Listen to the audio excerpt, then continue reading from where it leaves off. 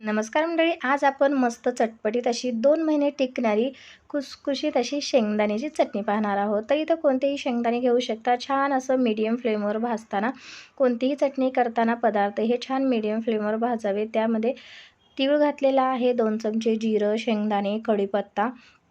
तर हे सगळे जिन्नस छान खरपूस भाजून घ्यायचे. इथं गावरान लसूण घेतलेला आहे, 20 ते 25 पाकळ्या घेतलेल्या आहेत. तुमच्या चटणीच्या क्वांटिटीनुसार तुम्ही कमी जास्त करू शकता. तर हे सगळे जे आहेत पदार्थ भाजून घेतलेले आहेत. थंड झाल्यावर ह्यामध्ये भाजलेली लाल मिरची टाकलेली आहे. आता आपण हे मिक्सरला एकदम जाडसर असं वाटून घेणार आहोत. यामध्ये चवीपुरतं मीठ टाकून आता जाडसर वाटून घ्यायचं. हे 2 महिने टिकते आणि तुम्ही थालीपीठ, चपातीसोबत, भातासोबत कशासोबतही खाऊ शकता. अगदी मस्त पौष्टिक आहे. यामध्ये आपण तीळ, जिरं हे सगळं टाकलेलं आहे. तर अगदी घरी करून बघा आणि कशी झाली कमेंट्स करा. जाता जाता चॅनलला नक्की सबस्क्राईब करा. धन्यवाद.